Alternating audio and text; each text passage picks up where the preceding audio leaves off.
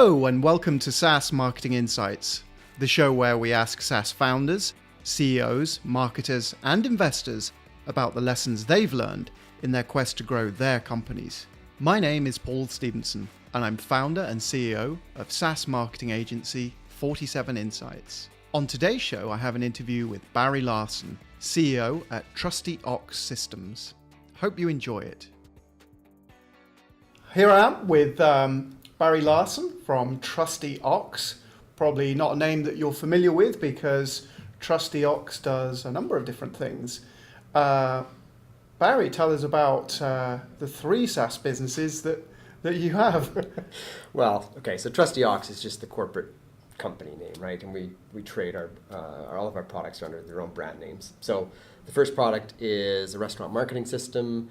It's aimed at owner-managed restaurants, largely in the UK, and it allows them to get a free website, online ordering, table booking, loyalty system, social media marketing, email campaigns, SEO, Wow. all that stuff.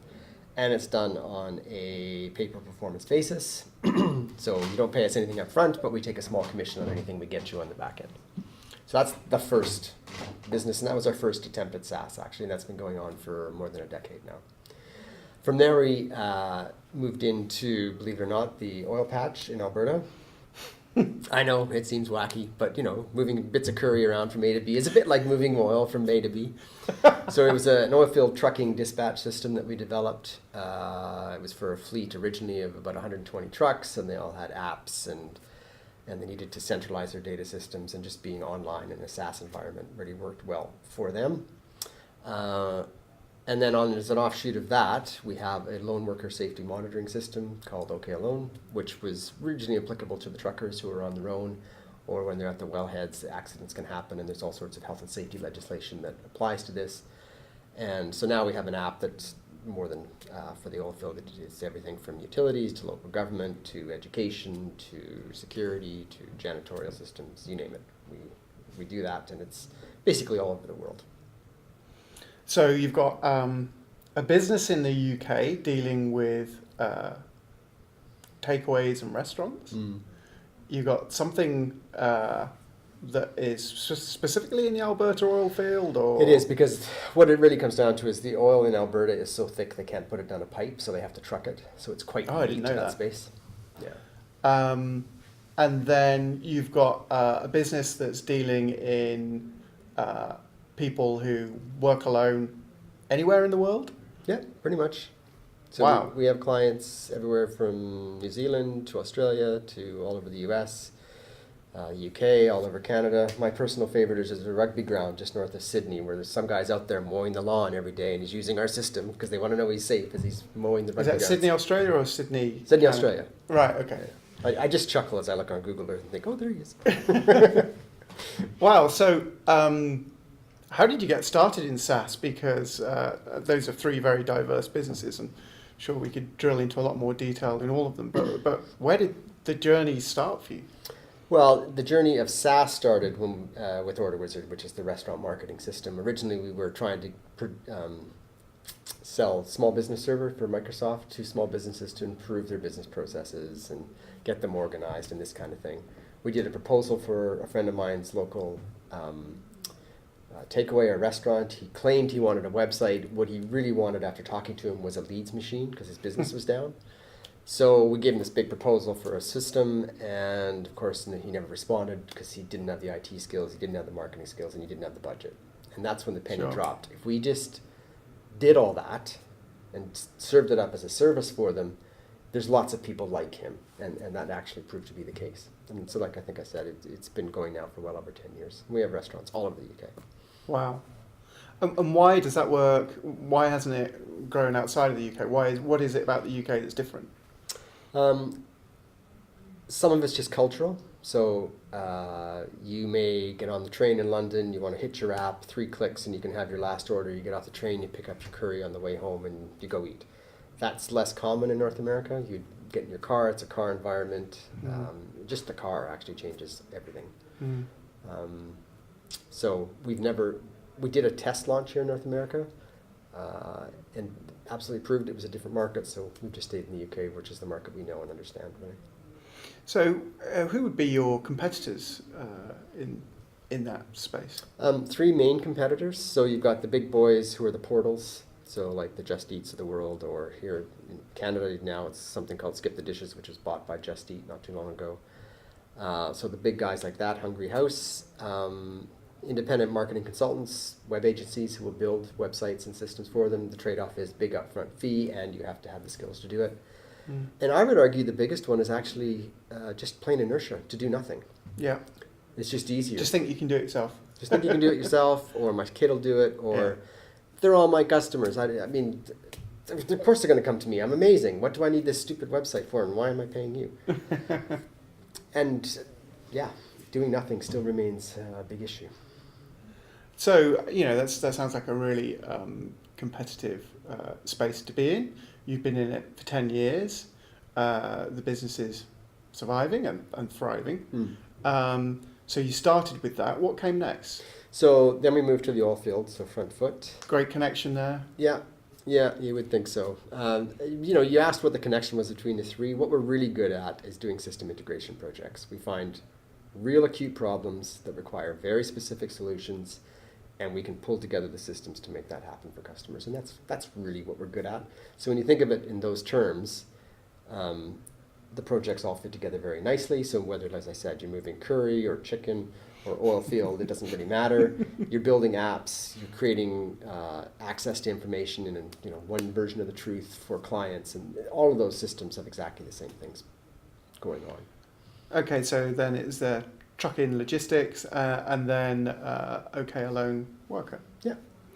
And you obviously have a team behind you that works on all this stuff, and it must work like clockwork because you've been doing it for a long time. Doing it a long time. We've got the bugs worked out. So unlike a startup, most of our software is on version 2, 3, 4, 5.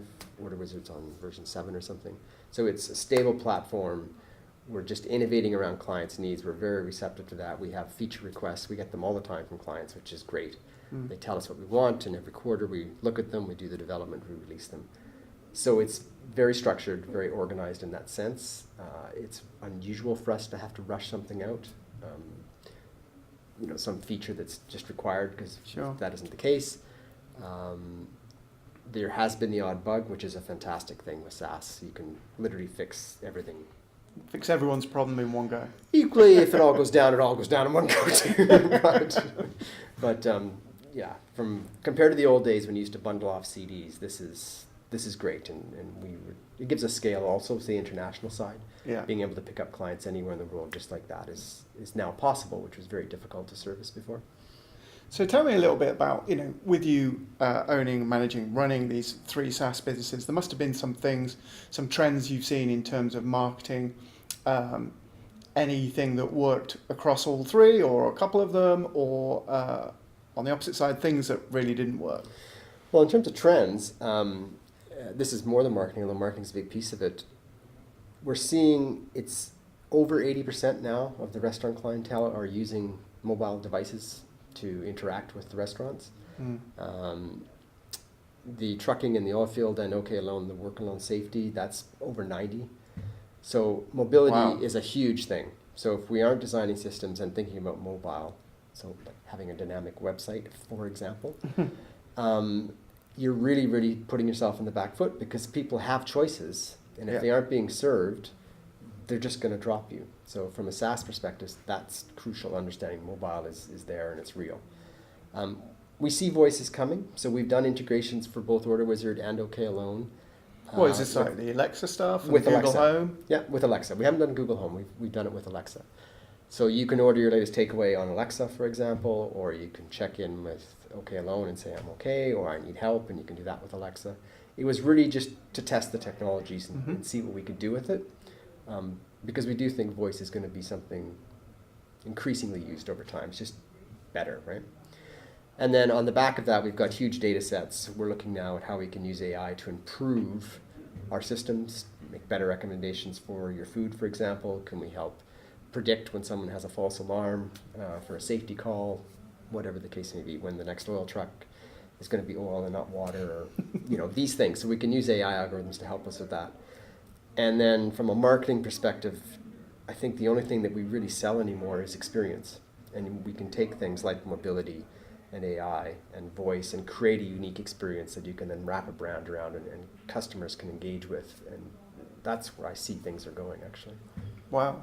So 3 companies at the moment, 3 businesses, I should say, 1 company, 3 brands. 3 brands, yeah. Is there a 4th brand coming? Are you working on anything you can tell us about? Top secret. Not that I could tell you, but we're always looking. Me. No. Well, we're always on the lookout. We want to grow. As I said at the outset, what we're really good at is finding niche problems and doing systems integrations around them. And if something comes along, we would absolutely look at it. We have a couple things in the hopper we're examining now, so we'll see where those go. What do you think of the big trends at the moment in terms of SaaS and where SaaS is going?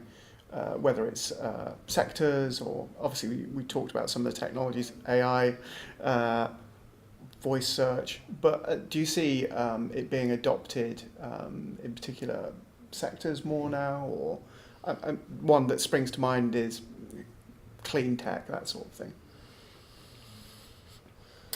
Well, my guess is it's how users will interact with the systems. So now it's you go to a box, you type in stuff, and things happen. And as both OK Alone and in fact all 3 of the products, you don't need to be at a computer anymore. You can interact either through a mobile device or soon voice systems. So for clean tech, we do have some customers in this space. They just need to know when there's a problem. They don't need to be sitting at the computer, looking at a screen, typing in stuff. It's just, is something wrong now? If yes, alert me. If not, all systems go and let's go on with that. And my guess is that will continue to be the case. And how do you, as managing director, CEO of these 3 brands, make sure that you don't go crazy pulling your hair out? Sounds like you've got a great team behind you. I have a great team. But do you find that you have a routine or something that you do to make sure that you keep mentally sharp? Well, the main thing I do is put my phone down. I don't have Facebook. That's great advice. I don't have Facebook on my phone. I don't have any of the stuff on my phone. I have this amazing idea that maybe you go talk to someone and have a cool, refreshing beverage or a hot, refreshing beverage with them. And amazing things happen when people sit down and talk together. And that includes, yes, your staff, of course, suppliers, but customers, absolutely. Just talk to them. And that will give you all sorts of insights and ideas and freshness. Now, it can also recharge you because, as you sometimes do, you go out with some friends. A friend of mine had played tennis in, 20 years. He said, let's go hit some balls. I said, well, I haven't played in 30 years, but okay, let's go hit some. And that's developed actually into a great physical outlet. So I get some exercise, I can go play some tennis, and I get to meet a whole bunch of people that I wouldn't have met otherwise. And we're not sitting there talking on our phones. We're actually talking about things that are interests and opportunities come up. So that gives me some balance between the physical and work, but staying healthy, staying fit, engage with people, and sanity, I suppose.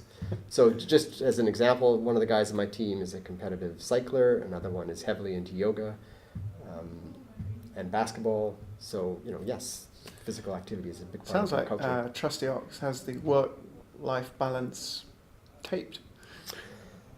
Well, it's a trade-off, right? Yeah. So we work in a 24/7 system.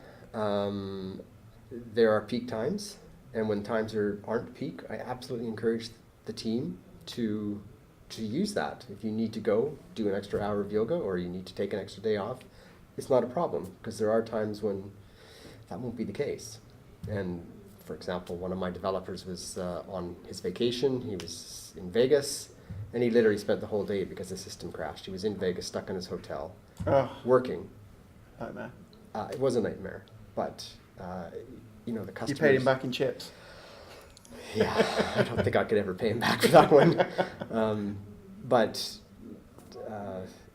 So like I said, it's a trade-off.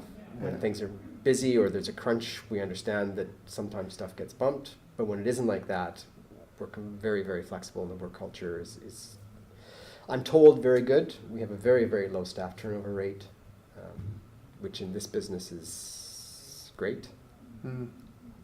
Because that corporate knowledge and understanding of customers you've had for 10 years is just critical. Yeah, absolutely.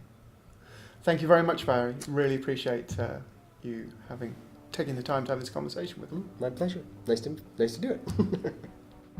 I hope you enjoyed my conversation with Barry. For more info, please visit www.trustyox.com. For more info about this show and to get our links to iTunes, Google Play, SoundCloud, Stitcher, and YouTube, check out www.47insights.com. And if you have any SaaS marketing insights that you'd like to share on the show, please get in touch.